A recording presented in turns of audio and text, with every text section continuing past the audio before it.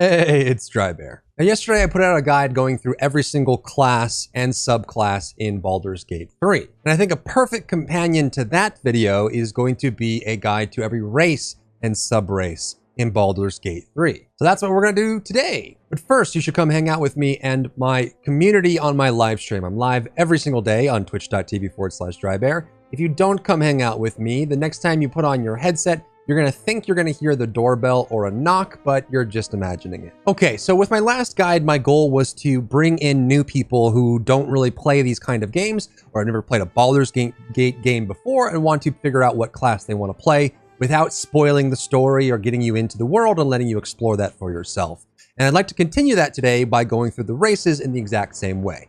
So I'm just going to be here on the character creator, talk about the role-playing of the races, reactivity in the game, which is a big part of the immersiveness of the world in Baldur's Gate 3, the passives, the stats, the classes that go well with the races, and everything in between. Keep in mind that what I have on screen is the early access version of the game, and so there will be 2 additional races that will show up here in the top right, the Dragonborn, and of course, the beloved Half-Orcs, as well as 1 or 2 extra sub-races for the existing races here. And there will also be some extra customization options that aren't available here, but in general, these are the races you will be able to choose from once we get the full release. And the next thing to be aware of is, unlike your class, which you can respec, and your subclass you can respec at any point during the story, you can just reallocate those points, change class, you can change the class of your companions, which is very unique to a game like this. You can't re-race yourself. As soon as you make your race and make that choice, your character, that save file will be that race and that appearance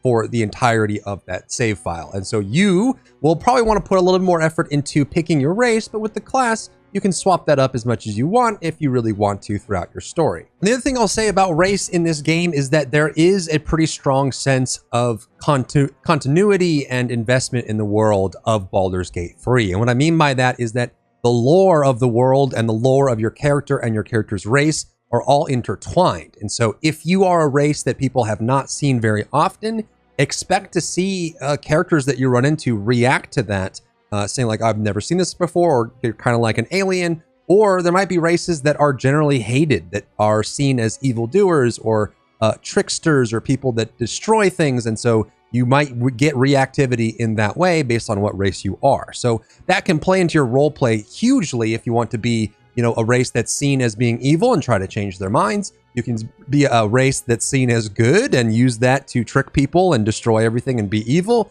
and everything in between. So you have those options there, but just keep in mind that everyone that you encounter will react to your race and your circumstances and the properties of your character as it fits into the world. And the other thing I'll add as well, which is different than most of these other games and different from the base D&D, is Larian has lifted a lot of the restrictions and requirements that go into creating your character for the better. I think it makes the game better. Typically in D&D, you would be forced a lot into what race and class combo you can pick, as well as the ability scores that can come out of those. There's a lot of restrictions around that, and they've lifted all of that. If you want to make any class race combo in Baldur's Gate 3, you can, and you also can do any ability score combo. Your race is really just the racial benefits that you get for being that race, and then you can pick your class separately and you can allocate your points separately, but the ability scores and the classes are not directly tied to race, which means that you can have fun and make things work depending on whatever playstyle you want to go for. And we're just going to go through in order here and talk about all the races as they appear, and we'll end with the races that are going to be showing up in the full release. Starting with the top left corner, the elves. These are, in story, the longest living race that exists. They are considered to be adults when they get into the hundreds of years, and they generally are liked by almost everybody because of their long life. They tend to be people that look at the more nobler aspects in life. They look at preserving life and preserving nature and looking at the things that matter most, and they usually don't get caught up in squabbles or drama because to them it's just such a short-lived period of time that it doesn't really matter. And so most people tend to like elves in general. For race features, they get keen senses, which means they can perception check a lot better than some other races. If you're looking for secrets or traps or hidden doors, they will be pretty good at doing this. And they also get a race +2 to dexterity. So any class that relies on dexterity is going to benefit from being any kind of elf. They also have a resistance to being charmed or slept, and they can see in the dark pretty well, which is useful, and they gain short bow, long bow, short sword, and long sword proficiency regardless of whatever class you choose. And you would pick elf if you want to pick the classes that excel with elf in general, but also if you want to kind of fit into that archetype of just being kind of angelic and long-lived and a little bit elevated in some ways. The two sub-races that you'll be able to choose for elf are going to be high elf and wood elf. And these are more or less, they have similar fit into the world in general, but they have different perspectives and outlooks on the world in general.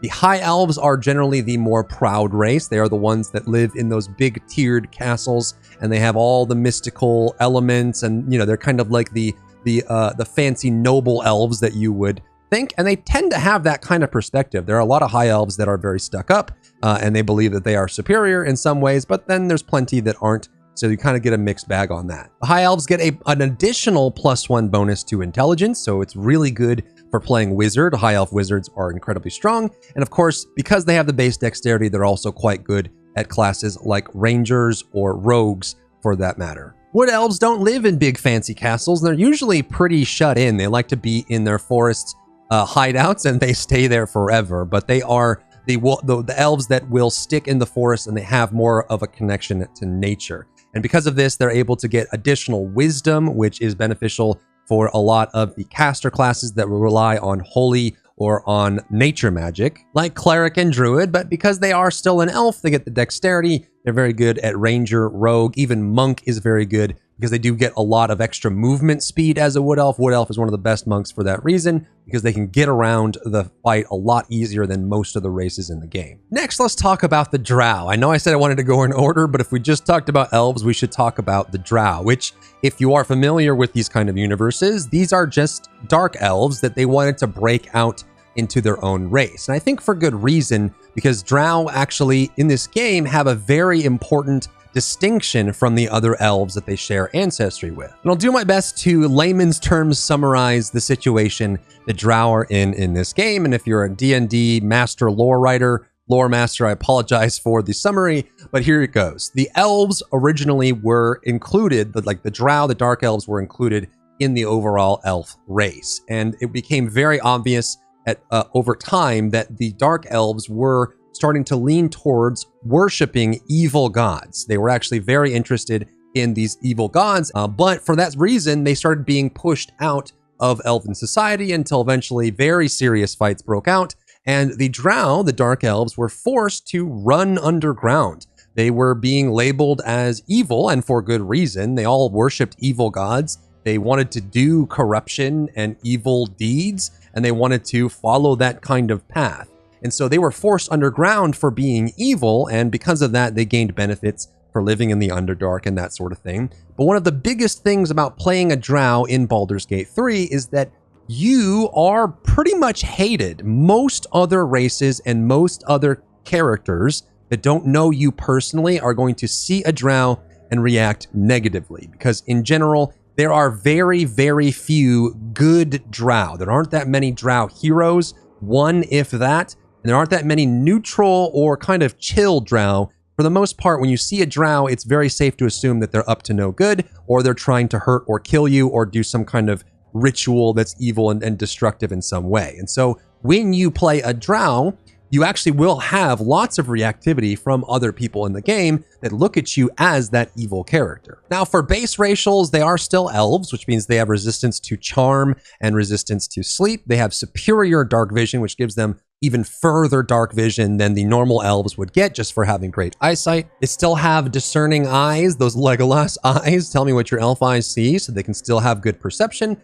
and they generally have good movement as well. So they tend to share a lot of the same properties that you would get from an elf. You have two different sub-races to choose from: the Loathsworn Drow, which are the hardcore evil god worshipping Drow that stay underground, and the Seldarine Drow, which are the ones that venture forth and they try to travel the upper levels of the world, and they meet people, and they're more of a wanderer kind of dark elf. This is one of the few races in the game where the sub-race actually doesn't really matter as far as stats and bonuses go. but they tend to be viewed slightly differently. Usually the Lolthswern are the ones that are kind of, people are disgusted to see. And then the Seldarine have more of that option because they're more well-traveled and they try to find common ground with people as they go about their wandering. They both have +2 dexterity and +1 charisma, which means they're very good at playing sorcerer or rogue or even bard or monk, and you can even do wizard with them as well, given their extra affixes. Tieflings are the... There's 2 different devil mixed races, and tieflings are the more innocent version of that. There's the half-devils that are truly evil, and there's the tieflings that are humans that just got, at one point or another, either through a pact or through a curse or through some doing the naughty with a devil or a demon, their bloodline was eventually mixed. So they're basically mixed with devils and humans, and they generate both the benefits of both sides of that. But because of that, they tend to have hellish resistance. So anything that goes along that line, they have a resistance to it. And of course, they do have dark vision as well. As far as reactivity goes, they're kind of like a Drow light. I think that most people in the lore of Baldur's Gate 3 tend to not like the look of a devil or a demon, regardless of how much percentage they are devil or demon. They don't really care. They just kind of react to that visage. And generally, the tieflings have a negative view of other people because of how they're treated from a very young age. They're treated, honestly, like junk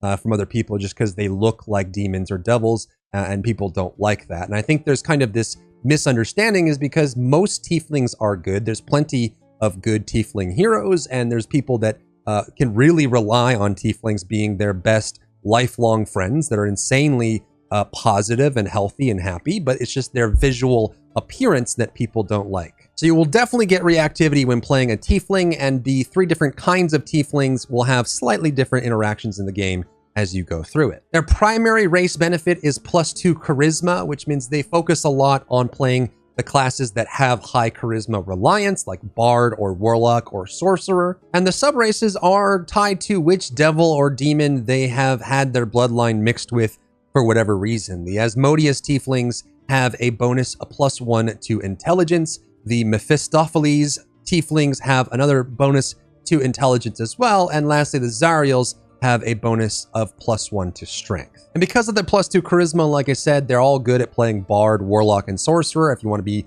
the most optimal that you can. But also you can get the extra strength here, and strength plus charisma is actually kind of nice for playing a paladin if you wanted to be a devil paladin, which is kind of a cool theme. Humans are your everyman, literally. They are the most common race in the world, and they also are the shortest lived race in the world, but they're also very well known for being hardworking and ambitious, and they chase things, and regardless of them being the youngest, the race that dies the youngest out of everyone, they still accomplish great feats and generally are well respected and liked by everyone. So you won't really have much negative reactivity, if any at all. When playing human, everyone tends to like them. There's good humans, there's bad humans. And so most people tend to just wait and see which one you are without prejudging you based on the way you look. Humans have no subraces. They have no benefits in any major direction, and they have +1 to every single stat. And they have the base speed as well of 9 meters per turn.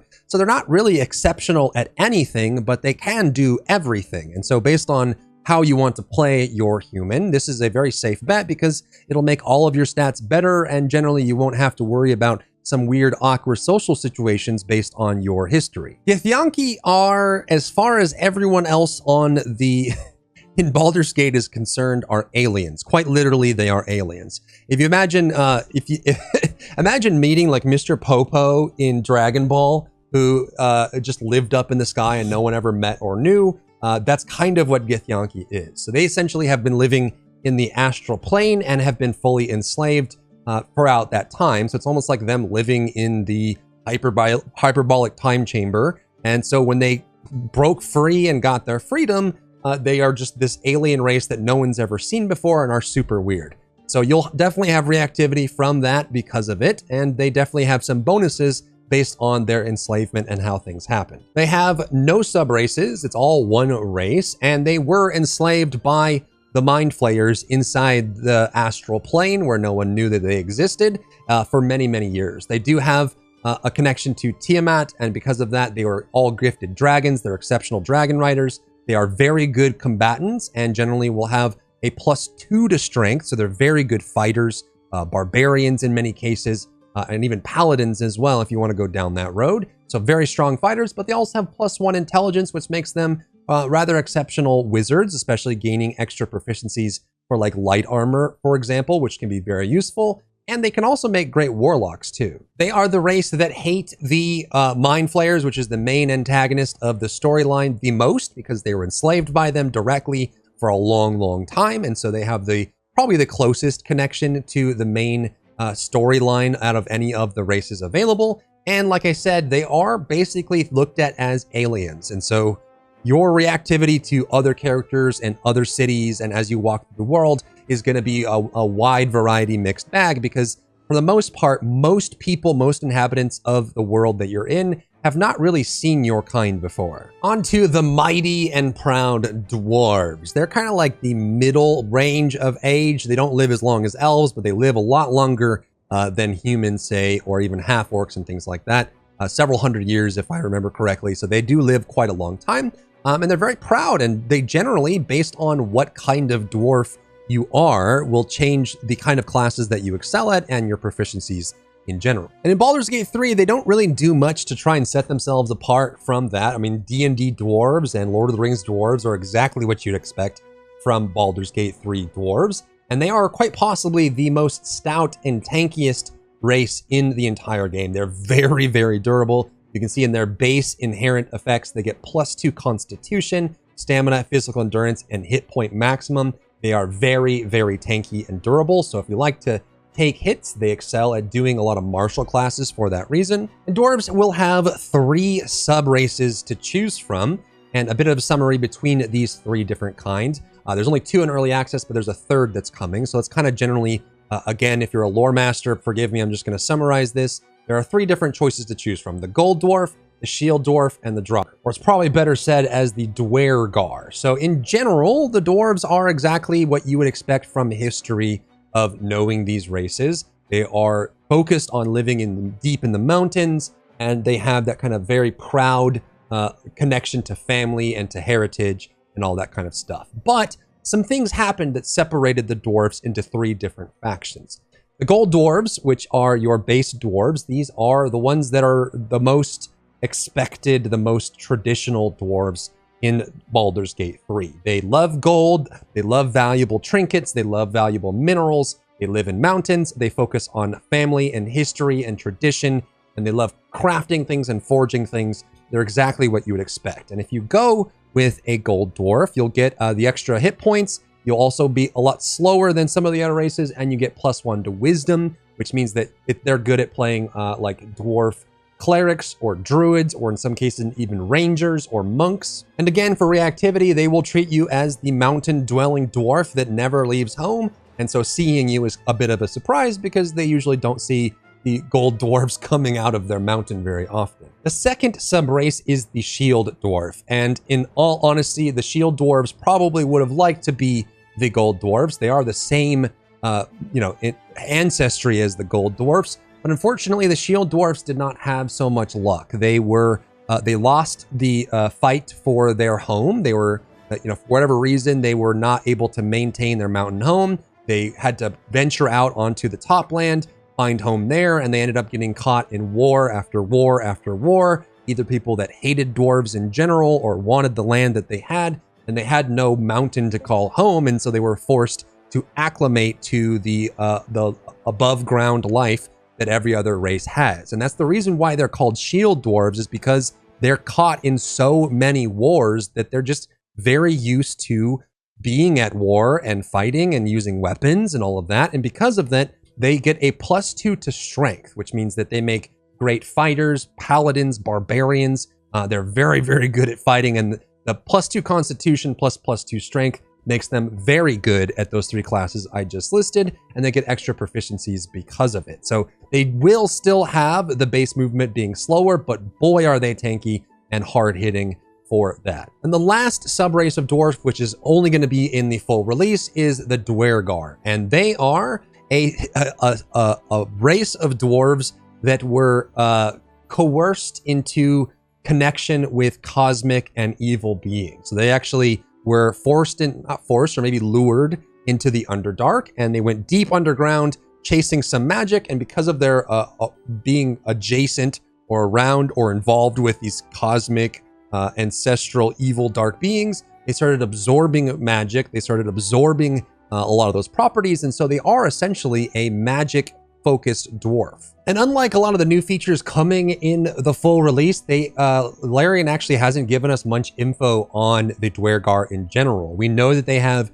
psionic powers. We know that they are magic kissed or magic touched, that they have that extra magic element, but they are still dwarves. And I haven't found anywhere that has a confident, clear answer on what their bonus traits will be. So it's very possible that they will make good spellcasters in general. If you're trying to make that kind of dwarf look, they will still have the constitution and proficiencies of a base dwarf, so you might be able to make that option there. And I do believe, because they are magic touched and they have psionic powers, I think they do believe that they are a superior version of dwarf to the other dwarves. So it's possible you might get some reactivity because of that. On to half-elves. They are exactly what the name suggests. They have a elf parent and a human parent, and they are a 50-50 split of those two bloodlines. And this is a very popular race for many people because they are more humanistic, which means they're a little bit more relatable, but they are elfish, which means that they have a little bit more fantasy to them.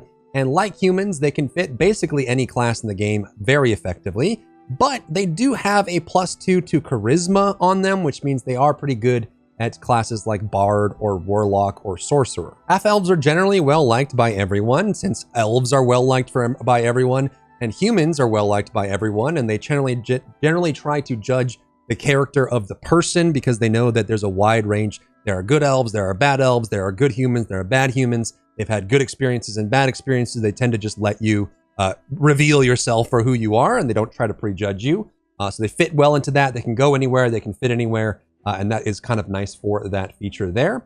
And based on the elf parent that you had, the kind of elf that they were, that is going to be your subrace. So there's going to be a high elf half-elf, a high half-elf, or a wood half-elf, or a drow half-elf. If you go with high half-elf, you will get access to the one of the high elf cantrips, the free easy level 0 casts that don't need to be recharged, which is super nice. You get this kind of like extra little bonus here. So you could be a fighter or a rogue and still get one wizard spell in your cantrips selection, which can be really useful. The wood half-elves get the fleet of foot, so increased movement speed, being able to travel further in combat, and also the increase in stealth, which means they are a good choice. I mean, they're good a choice for every class, but you can also do them for like ranger or monk or rogue if you're trying to get benefits of those and you don't want to be a full elf. And the drow half-elf will get access to the dancing lights cantrip, which is great for illuminating, though they do still have dark vision, and actually as you level up,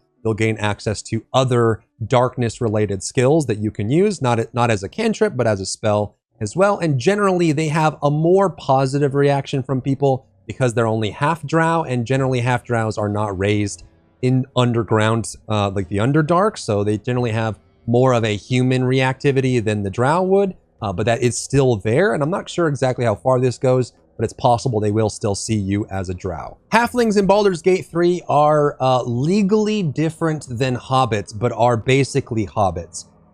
You can think of these exactly as hobbits from Lord of the Rings. If you like being a hobbit, then you'll be able to play one with a halfling in Baldur's Gate 3. In general, almost every single race historically and traditionally likes halflings because they are non-confrontational, they're super chill. All they want to do is live a happy, comfortable life in the Shire. I mean, in their halfling burrows, and they don't really seek to have any conflict with anyone. They want good things for everybody, and no one really ever has a negative reaction to a halfling. Some people, maybe high elves or like the gold dwarves that are very proud, might look at the halflings and say that they're unambitious and they don't really accomplish anything, and because of that, they don't like them. But in general, no one is threatened by a halfling in general, just because they're kind of well liked. Their inherent race features, they do get a +2 to dexterity, which means they're good at as rogues or as rangers or as monks. And just like dwarves, since they have little feet, they will move less distance each turn as part of their character. There are 2 sub-races for the Halflings, the Strongheart and the Lightfoot Halflings. And they are, it's pretty easy to remember, strong and light, so they are basically what you'd expect from that. The Lightfoots are Lightfoot. They have a natural stealthy proficiency in stealth checks, and they are, more lighter and harder, and easier to kill in that category. And then the Stronghearts are a bit of the opposite. They do have resilience and resilience against advantage. They're less stealthy, but they're a little bit tankier. They get +1 Constitution, so they're more of the combat version. So if you want more combat martial, Strongheart is the way to go. And if you want more stealthy dexterity, then the Lightfoot is the way to go. Next are the Gnomes. And once again, they hit this one right on the nose, right on the gnomes, I guess, on what this race is expected in traditional fantasy style worlds. They are industrious, incredibly smart. They're craftsmen.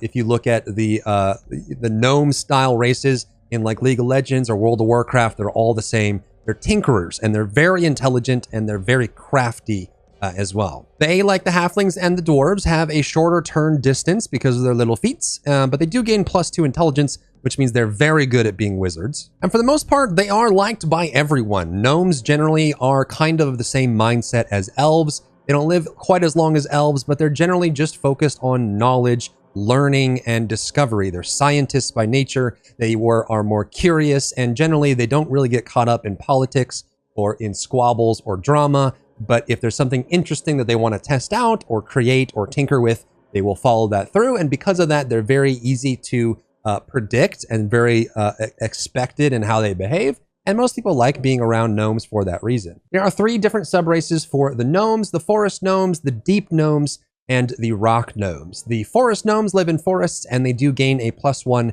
to dexterity, which makes them great choices for rogues, especially if you're going for the caster variant. Rangers for Gloomstalker, or like Rogue for Arcane Trickster. That combination is super strong, and they also do get dark vision. Forest gnomes live in forests, as you might expect, and they generally are kind of like the Lord of the Rings gnomes or like the Disney gnomes, where people keep walking around and kicking over their houses and finding them, and then they get shocked and run away. That's probably what inspired the Smurfs in general. But that's kind of the archetype that they fit into. The deep gnomes went underground and live in the Underdark. And because of that, they have superior dark vision, which is longer range, like the Drow do. And they also have advantages on stealth checks, which is really cool. But they still do have the base cunning and intelligence that gnomes would. And the rock gnomes are basically what you would expect out of traditional gnomes and what people think of as gnomes. They have their normal societies and they live like normal races, but they are a bit secluded because they generally just don't like they don't like people that try to drag them into politics and drama, which generally leads them to want to be reclusive in general. But the rock gnomes get constitution, they do still have dark vision, and they do have the ability to get bonus on history checks as well. The next race that's not in the early access but will be in the full release is going to be the Half-Orc. And the Half-Orcs are your bruisers, your skirmishers. They are, as you would expect, half human and half orc. And many would consider them as the kind of race that got the worst properties of both. They are as aggressive and foolhardy as a human, and they are as prone to combat and violence as an orc. And you put those two together, and these guys and girls are ridiculous martial classes in general. For racials, they have a cheat death mechanic for once a long rest. So basically once a day, you'll be able to cheat death, so avoid dying if you go down to 0. And they also have extra rolls on criticals, which means they make excellent barbarians and fighters. And also paladins, especially if you're going for like a vengeance paladin using two-handed weapons. But it doesn't mean they aren't also good at playing like clerics, for example, or even monks or rangers that focus on melee combat. They are martial through and through, so you want to kind of have mixtures of that if you want to take full advantage of being a half-orc. Generally, half-orcs are kind of seen as orphans. The orcs usually don't like them. The humans usually don't like them. They don't really have a home,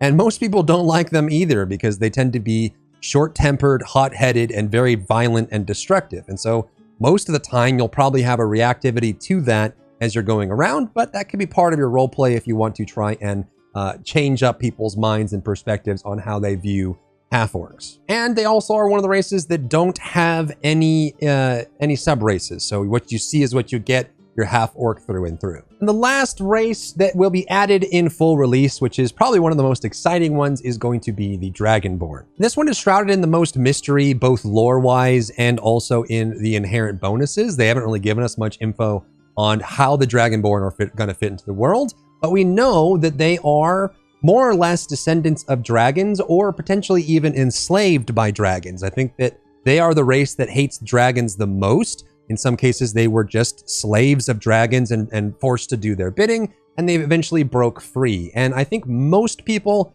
have a positive view of the Dragonborn because, in general, they are incredibly honorable and forthright. It is a big part of Dragonborn culture to tell the truth, to be upfront, and not try to deceive anyone. They are very, very foolhardy and forthright in that way. They're also highly ambitious, and I think one of the greatest things that can happen to a Dragonborn is to become a hero or a martyr. They want to be the ones that prove their worth and value because they are relatively new. They also have a ton of sub-races based on where your draconic bloodline comes from. There are 5 different colored dragons to choose from that all have different specialties in their breath attack, and there's 3 different metal types of dragons as well. So 8 in total, and depending on which one you choose, you will have a breath attack that comes along with it. You will also have a element that's tied to that breath attack, like fire or ice or acid in that way, or lightning. And then you'll also, because you have that breath attack, you will have a resistance to that kind of element as well. So some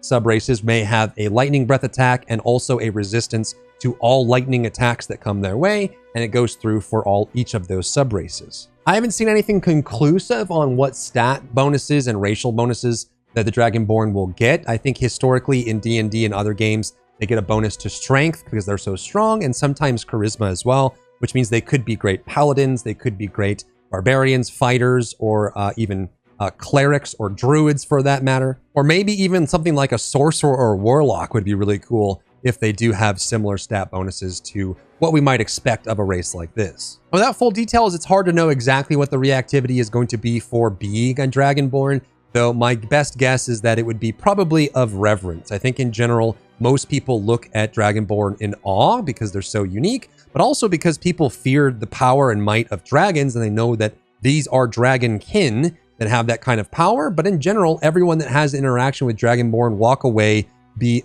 having respect for them because they are so noble and so focused and so driven and so honest as well. And there you go. That's every race and sub-race in the game with some of the best classes that they can excel at, though it doesn't mean that you can't play whatever you want when you're playing the game, as well as what stats and bonuses and lore and reactivity they may have in the game itself, in hopes that it helps you decide on what race you're going to play. If you want to see more guides from me on Baldur's Gate 3, let me know down in the comments. I'd be happy to do more for you. And yeah, thanks for tuning in. If you found value in the video, leave a like down below, leave a comment for the algorithm to help this video get seen by more people, and I'll see you on my live stream. If you enjoyed yourself today, leave a like down below. You can support me and my work on Patreon and view Patreon exclusive content, link in the description. Thank you so much for tuning in, and I'll see you in the next one.